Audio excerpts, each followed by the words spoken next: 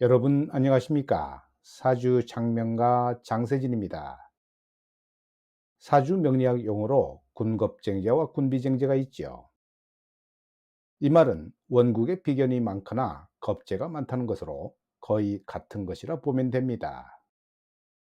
오늘의 영상에서는 군겁쟁제와 군비쟁제란 어떤 것인가를 알아보고 이런 특징을 가진 사주의 장단점과 주의할 점을 알아봅니다.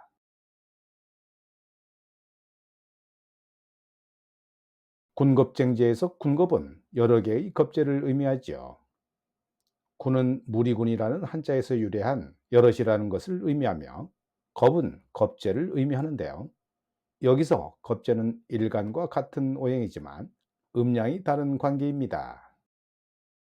군겁쟁제는 겁재가 서로 재성을 차지하기 위해 다투는 형상을 의미하지요. 즉, 비겁이 과다해서 재성을 두고 다투는 것을 말하는데요.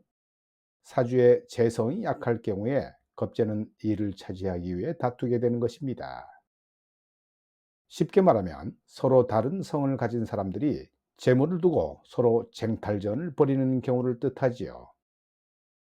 한편 군비쟁제는 비견은 많지만 재성은 약한 경우로 작은 재물을 두고 친구나 형제 간에 다투는 일이 발생하는 것입니다. 실무에서는 군겁쟁제와 군비쟁제를 혼용해서 하나로 쓰기도 한다는 거 참고하시기 바랍니다.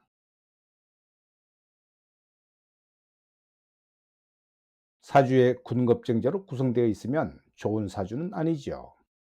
주로 경쟁 관계가 뚜렷한 직장이나 직업에 종사하는 경우가 많습니다. 군겁쟁제나 군비쟁제로 구성된 사주라면 주로 친구나 형제 간에 재물로 인한 분쟁이 발생하거나 아내를 잃는 일이 발생하게 되는데요. 지인과의 동업 또는 친구와 돈 거래를 하면 대체로 잃는 경우가 많습니다.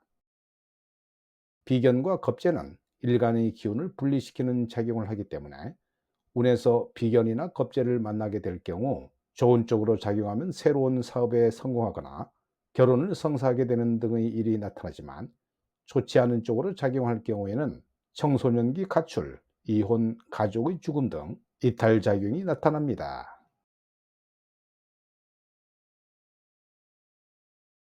사주에 비견과 겁재가 많으면 대체로 신강한 사주라 할 수 있죠. 이 경우 비겁이 과다해서 나타나는 문제들입니다. 비겁이 과다한 사주는 기가 막힌 것으로 보는데요. 유연성이 부족하고 고집이 세며 심하면 아집이 강할 수 있습니다. 사주에서 기가 막히면 흐름이 꽉 막힌 것이니까 답답하고 고지식하며 융통성이 없는데요. 이런 사람들은 그 기운을 유통시켜줘야 하는데 그 역할을 하는 것이 식신과 상관입니다. 바로 이런 역할 때문에 비겁과다 사주는 식상 사용 여부에 따라 운이 달라지는데요. 이런 작용들은 다큐 같은 인생을 예능으로 만들고 좀 더 가볍고 즐겁게 합니다.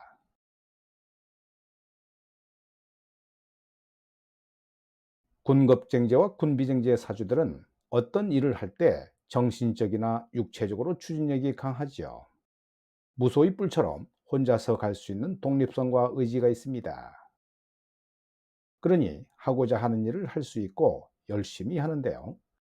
생각만 하다가 결국 하지 못하는 사람들이 볼 때는 이들의 업무 추진력은 감탄을 할 정도입니다. 비겁이 좋은 작용을 하면 친구나 동지의 도움을 받는 것이니까 혼자서 할 수 없는 일들도 이뤄낼 수 있습니다. 신강한 사주는 비겁이 많은 것이니까 식상, 재성, 관성을 잘 다룰 수 있는 힘이 있습니다.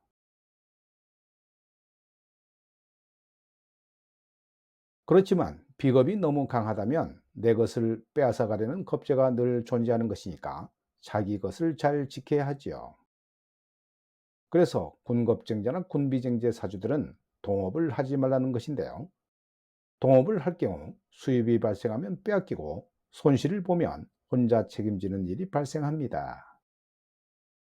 그러니 동업은 하지 말아야 하고 혹시 하더라도 각각의 상황에 따른 대처법을 반드시 서면 합의를 하고 일을 진행해야 하지요. 또 본인이 소중하게 생각하는 것을 잘 지켜야 하며, 여기에는 재산이나 소중한 사람 등을 포함합니다. 이런 사람들은 본인이 소중하게 생각하는 것들을 노출시키지 않는 것이 좋은데요.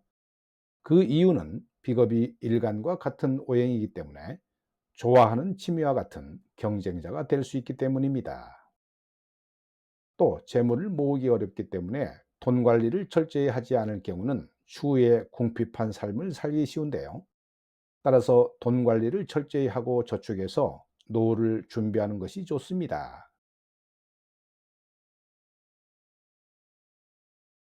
이런 특성을 잘 활용하면 친구나 동지가 되지만, 너무 많으면 경쟁자가 되죠.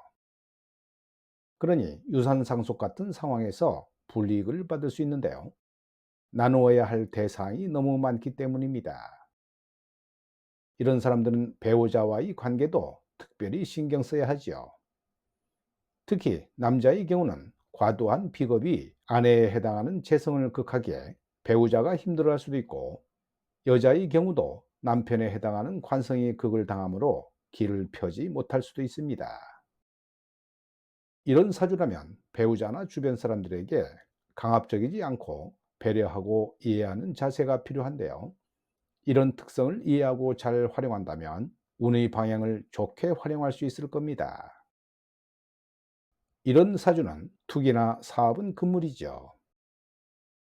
동업을 하게 되면 지나친 자존심과 지기 싫어하는 승부욕 때문에 동업자와의 불화를 피할 수 없고, 친구에게 보증을 서거나 돈을 빌려주는 등 손재를 당하기 쉽습니다.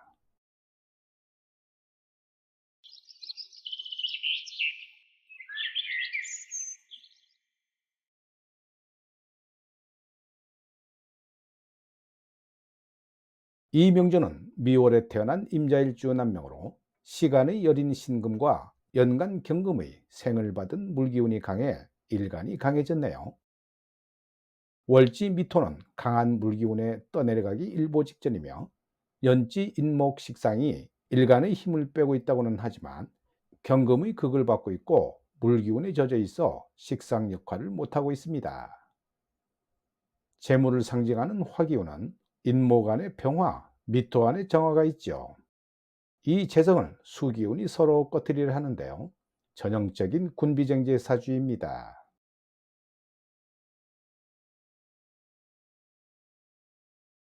이 명조는 묘월에 태어난 경술일주 여명인데요.